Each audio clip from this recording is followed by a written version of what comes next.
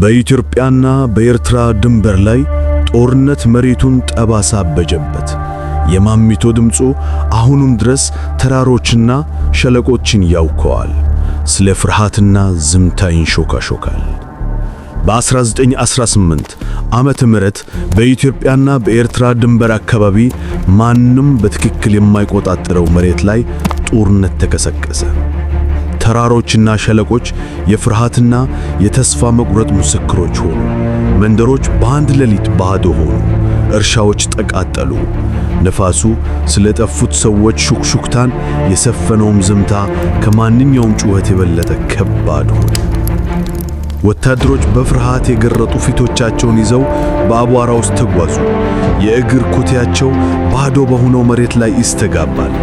ቤተሰቦች ፈራርሰው በነበሩ ቤቶች ውስጥ ተሰብስበው ስለ ኪሳራ፣ ስለ ተተዉ ቤቶች፣ ስለ ለዘላለም ስለ ተለወጡ ሕይወቶች የሚያወራ የሚመስለውን ነፋስ ያዳምጡ ነበር። ደጋማው አካባቢ ያስታውሳል። እያንዳንዱ ኮረብታ፣ እያንዳንዱ ገደል፣ እያንዳንዱ ጭጋጋማ ሸለቆ ያለፈውን ዘመን ማሚቶችን ይዟል። ቅርጾች በጭጋጋ ውስጥ ይገለጣሉ። ከረጅም ጊዜ በፊት የጠፉ ሰዎች ጥላዎች በጸጥታ ሲመለከቱ ቆይተው ወደ ሌሊቱ ይጠፋል። አንድ ወጣት ኢትዮጵያዊ በዚች በረቂቅ መንፈስ በምትኖር ምድር ብቻውን ይራመዳል። ነጠላው በቀዝቃዛው ነፋስ ይንበለበላል። የታሪክ ክብደት በላዩ ላይ ሲጫን ይሰማዋል። በኢትዮጵያና በኤርትራ መካከል ያለው ድንበር ከአሁን በኋላ በካርታ ላይ ያለ መስመር ብቻ አይደለም፣ ሕያው ነው። በትዝታ፣ በጥላዎች፣ በፍርሃት ይተነፈሳል። ነፋሱ የተተዉትን እርሻዎች ይጎትታል። ተራሮች በአውሎ ነፋስ ደመና ውስጥ መልካቸው አስፈሪ ሆኖ ይደቀናል። ቅርጾች በጢሱና በጭጋጋ ውስጥ ይንቦግቦጋሉ። ስለተፈጠረው ነገር ማስታወሻዎች፣ ዝምታ መጮህ እንደሚችል የሚጠቁሙ ማስታወሻዎች ናቸው። ጦርነቱ ከአስርተ ዓመታት በፊት አልቆ ሊሆን ይችላል፣ ነገር ግን መሬቱ ራሱ ታሪኩን ተሸክሞ ይዟል። የፍርሃት ሹክሹክታዎች፣ እዚህ የተራመዱት ሰዎች ጥላዎች፣ የተተዉ መንደሮች መናፍስት፣ ሁሉም እዚያው ይንጠለጠላሉ። በኢትዮጵያና በኤርትራ መካከል ዝምታው ከማንኛውም ጦርነት ድምፅ በላይ የገነነ ነው። እናም በዚች በመናፍስት በምትኖር ደጋማ ምድር ላይ የመጨረሻው እርምጃ ሲወሰድ ድንበሩ እንደገና ይተነፈሳል። አሳዛኝ ፍጻሜ። የፍጻሜው መጀመሪያ በጦር ሜዳ ላይ አልነበረም፣ በዝምታ ነበር።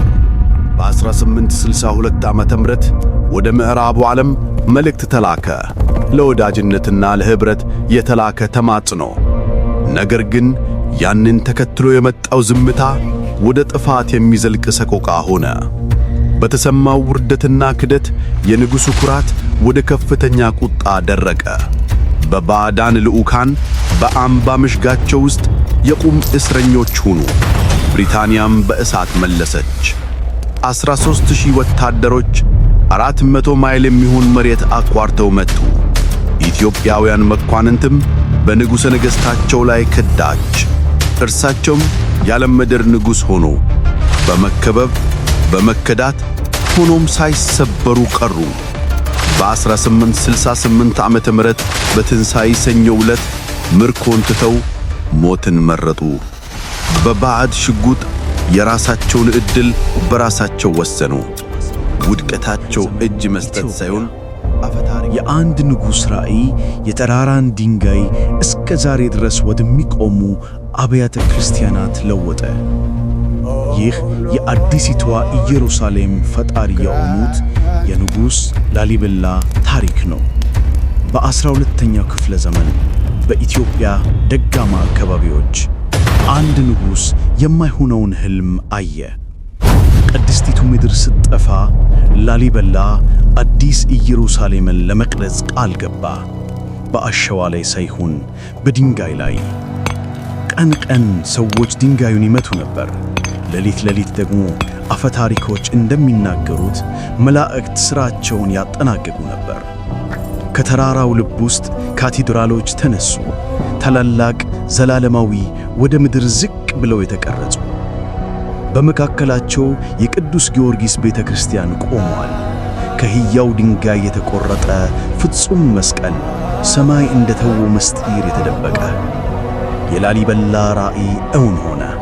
እናም ከሺህ ዓመታት ጋር የኢትዮጵያዊው ናፖሊየን በኢትዮጵያ ደጋማ ምድር ጥላ ስር አንድ ጀግና ተነሳ። ከሕዝብ የተገኘ እነሱን ለመከላከል የታመነ። ከፊቱ ግዛቶች ተሰባሰቡ፣ ምድራችንን ለመንጠቅ ተርበው። ነገር ግን በችቦ ብርሃን ስር ጽናቱ ከብረት ይልቅ የተነከረ ነበር። በዶጋሊ የመድፍ ተኩስ ጩኸት ከኢትዮጵያ አውሎ ነፋስ ጋር ተገናኘ። ከፊት ሆኖ መራ፣ ዓይኖቹ እያፈጠጡ ሰይፉን ወደ ላይ አንስቶ በጢሱና በደም ውስጥ ጠላቶቹ ላይ ፍርሃትን ቀረጸ። ጠላቶቹ ተሰባብረው ድል በእያንዳንዱ የወደቀ ወንድም ክብደት የተሸከመ ነበር።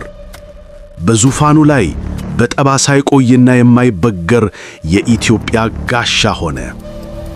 ታሪክም ስሙን የኢትዮጵያ ናፖሊዮን ብሎ ጠራው። ራስ አሉላ አባ ነጋ፣ የአፍሪካ ኩራት ጠባቂ።